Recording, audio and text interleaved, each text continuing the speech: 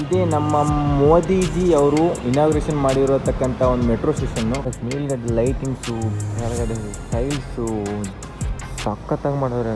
ಒಂಥರ ಬಸ್ಸಲ್ಲಿ ಬರ್ಬೇಕಾದ್ರೆ ಏನಿಲ್ಲ ಅಂದರೂ ಆಲ್ಮೋಸ್ಟ್ ಒಂದು 2 hours ಹಿಡಿತಿತ್ತು. ಇವಾಗ ಮೆಟ್ರೋದಲ್ಲಿ ಬರೀ 20 minutಸಲ್ಲಿ.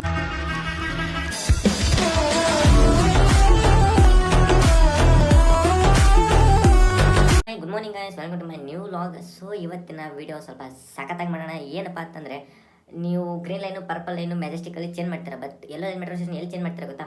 RV ರೋಡಲ್ಲಿ ಚೇಂಜ್ ಮಾಡಬೇಕು. ಇವತ್ತು ನಾನು ವಿಡಿಯೋ ಮಾಡ್ತಿರೋದು ಎಲ್ಲೋ ಲೈನ್ ಮೆಟ್ರೋ ಸ್ಟೇಷನ್ ಬಗ್ಗೆ. ಸೊ ಅಲ್ಲಿಂದ ಹೋಗ್ಬಿಟ್ಟು ಎಲ್ಲಿ ಸ್ಟಾರ್ಟಿಂಗು, ಅಲ್ಲಿನ ಟಿಕೆಟು ಇದು ಎಷ್ಟಿದೆ ಅಂತ ನೋಡೋಣ.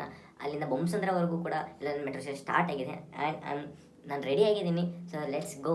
ಮತ್ತು ಸ್ವಲ್ಪ ಜನರಿಗೆ ಮೆಟ್ರೋ ಬಗ್ಗೆ ಗೊತ್ತಿರಲ್ಲ, ನಮ್ಮ ಸಬ್ಸ್ಕ್ರೈಬರ್ಗೆ, ನಮ್ಮ ಹಳ್ಳಿಗಳ ಜನರಿಗೆ ಎಲ್ರಿಗೂ ಮೆಟ್ರೋ ಬಗ್ಗೆ ತಿಳಿಸ್ಕೊಡೋಣ.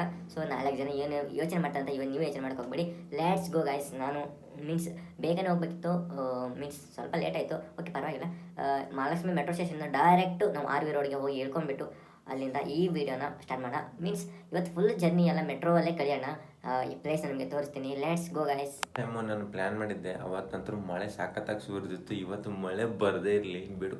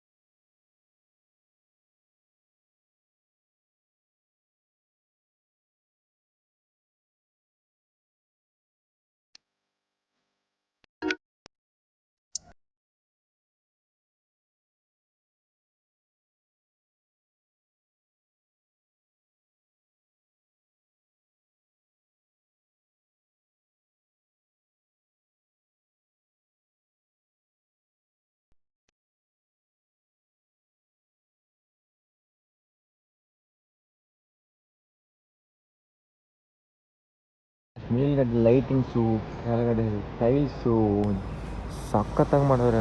ಲಿಟ್ರಲಿ ಹೇಳ್ಬೇಕಂದ್ರೆ ಎಷ್ಟು ಚೆನ್ನಾಗಿ ಮಾಡಿದ್ರೆ. ವಾವ್. ಕನ್ನಡ ಬರುತ್ತೆ ಸರ್? ಕನ್ನಡ ಬರಲ್ಲ. ಹಾಂ ಸರ್.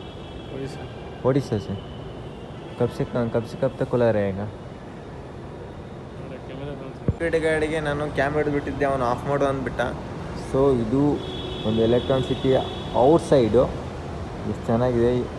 ಇದೇ ನಮ್ಮ ಮೋದಿಜಿ ಅವರು ಇನಾಗ್ರೇಷನ್ ಮಾಡಿರತಕ್ಕಂಥ ಒಂದು ಮೆಟ್ರೋ ಸ್ಟೇಷನ್ನು.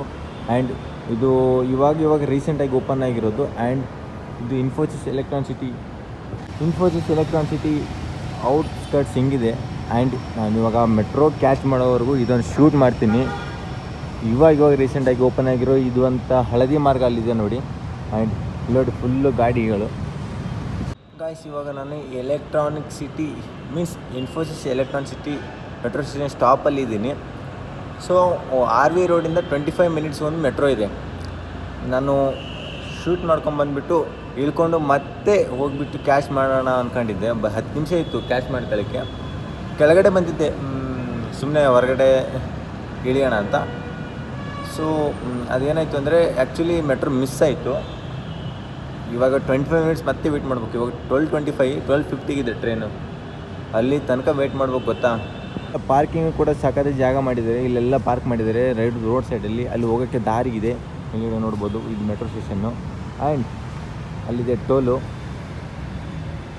ಎಲೆಕ್ಟ್ರಾನಿಕ್ ಸಿಟಿ ತುಂಬ ಚೆನ್ನಾಗಿದೆ ಗೈಸ್. ಮೊದಲು ಒಂಥರ ಬಸ್ಸಲ್ಲಿ ಬರ್ಬೇಕಾದ್ರೆ ಏನಿಲ್ಲ ಅಂದರೂ ಆಲ್ಮೋಸ್ಟ್ ಒಂದು 2 hours ಹಿಡಿತಿತ್ತು. ಇವಾಗ ಮೆಟ್ರೋದಲ್ಲಿ ಬರೀ 20 minutಸಲ್ಲಿ ಬರ್ತೀವಿ. ನಿಮಗೆ ಫುಲ್ ಒಂಥರ ಎಲೆಕ್ಟ್ರಾನಿಕ್ ಸಿಟಿ ಗ್ರೀನರಿ ತೋರಿಸ್ತೀನಿ. ನನ್ನ ಮೆಟ್ರೋ ಬರೋವರೆಗೂ ಗೈಸ್ ಲಿಟ್ರಲಿ ಹೇಳ್ಬೇಕಂತ. ದೂರ ಹೋಗೋಕ್ಕಾಗಲ್ಲ. ತುಂಬ ದೂರ ಹೋದರೆ ಅಂತೂ ಮತ್ತೆ 12:50 ಒಳಗಡೆ ಬೇಗ ರಿಟರ್ನ್ ಬರಬೇಕು. 12:50 before 5 minutes ಹೋದರೆ ನಾವು ಮತ್ತೆ ಮೆಟ್ರೋ ಕ್ಯಾಚ್ ಮಾಡಿಕೊಂಡು ಬೇರೆ ಪ್ಲೇಸ್ ಹೋಗೋಕ್ಕೆ ಈಸಿ ಆಗುತ್ತೆ. ಇಲ್ಲಿ ಇವತ್ತು ನಮ್ಮದು ಆಫು.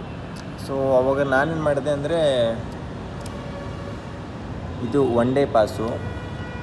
ಬೆಳಿಗ್ಗೆ 6 ಗಂಟೆಯಿಂದ ರಾತ್ರಿ 11 ಗಂಟೆವರೆಗೂ ನೀವು ಎಷ್ಟಾದರೂ ತಿರುಗಾಡಿ ಮೆಟ್ರೋದಲ್ಲಿ, ನಿಮಗೆ ಪಾಸ್ ಬಂದುಬಿಟ್ಟು 300 ತೊಗೊಳ್ತಾರೆ.